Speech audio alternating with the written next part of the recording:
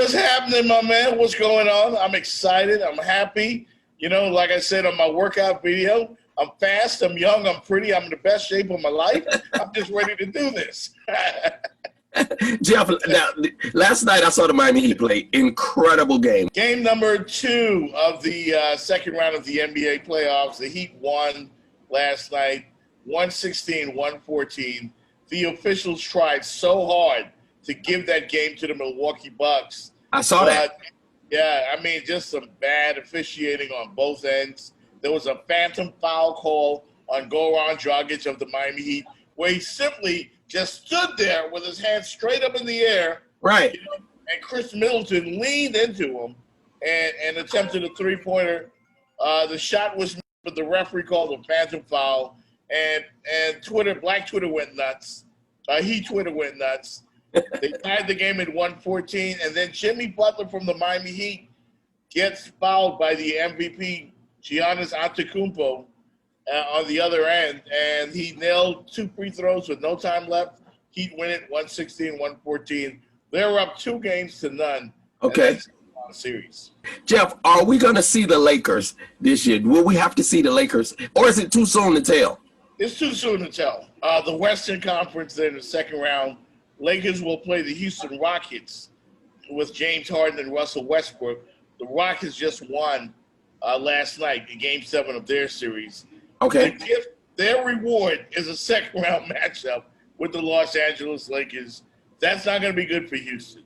Too much size, too much LeBron, too much AD. We're on a collision course, ladies and gentlemen, for a second round, for a Western Conference final, rather, that we've all been waiting for. The Los Angeles Lakers and the Los Angeles Clippers for all the marbles. That's how it's going to end up in the Western Conference. Now, Frank, I'll tell you this. The reason I want the Lakers to win. Jeff, watch it. Watch it, Jeff. It's Kobe Bryant. Just think about it. We lost Kobe at the beginning of this year. We did. R.I.P. Kobe. Yeah, that was heartbreaking for everybody. Wouldn't it be wonderful if the Lakers got to the playoffs, to the NBA Finals, and as much as I love the Miami Heat, please excuse me, Heat fans, but what if the Lakers got to play their traditional rival, the Boston Celtics, in the NBA Finals? Right. The year that they lost Kobe, and they beat the Boston Celtics, their arch rival, in the NBA Finals. This is stuff that movies are made of, you know? Okay, well, and since you put it that way, then I can see where you're going with this. Yes. Lakers and Celtics, traditional rivals in the mold of Ali Frazier, Yankees, Red Sox. That is what you want to see, the Lakers and the Celtics. But I'm also a Miami Heat fan. And Lakers and Heat wouldn't have the same zest as Lakers and Celtics, but I love the Heat more than I love the Celtics. Now, Frank, I want to tell you about another thing that's currently popping in the NBA. There was a big controversy today because the Brooklyn Nets hired Steve Nash. This is white privilege. This does not happen for a black man. No experience whatsoever on any level as a coach. Yeah. Steve Nash is a great player. 18-year NBA veteran, played for the Lakers, played for the Suns, the Mavericks. Wonderful guy. Everybody loves Steve Nash, including Brooklyn Nets players Kevin Durant and Kyrie Irving. What's wrong with this is Steve Nash never coached a little boys league team down the street. And he Come on, Jeff. Come on, Jeff. And he happens to be a white man. And there are great black qualified NBA head coaches who never get a chance to get a job just handed to them. Nash did not have to pay any dues. He didn't have to grind and hustle on anybody's bench. It was simply given to him. Great point.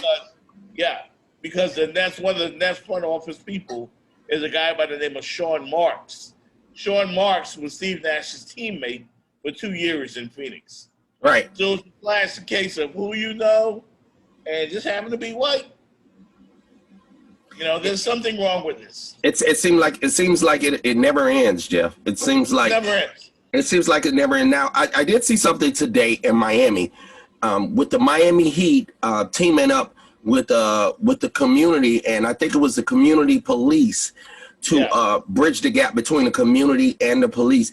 And I know that you've been covering a lot of the Black Lives Matters in sports, and you've just been covering it all together. What's your thoughts on that, Jeff? Well, I love what the NBA is doing overall as a league. The Miami Heat is one of the classiest organizations in the NBA and in sports overall. They've done a tremendous job. The front office people, they've done a phenomenal job. I know those guys. I work closely with them. And they're a class organization. That's all I can say from top to bottom. They're well known around the NBA for their class. And just like the Miami Dolphins, in this community, nobody in any American city, anywhere, I will put the Miami Dolphins and the Miami Heat up against anybody. Right. To come being a part of the community. They've done a phenomenal job. I'm not surprised that they're giving their time and their money to charitable causes here in South Florida. Right. And the Miami Dolphin franchise is very good at staying in the community and being in the community and definitely very good at that. Second to none. They've done a fantastic job.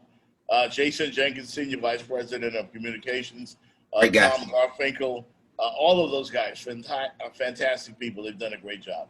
Now, Jeff, I want to ask you this one last question, Jeff. I want to ask you one last question. With all of the players that are opting out and opting back in and opt this and opt that, you think that we'll get a fair NFL season?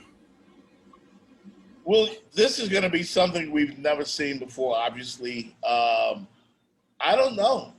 I don't even know if we're going to get through the season. I'm very hopeful.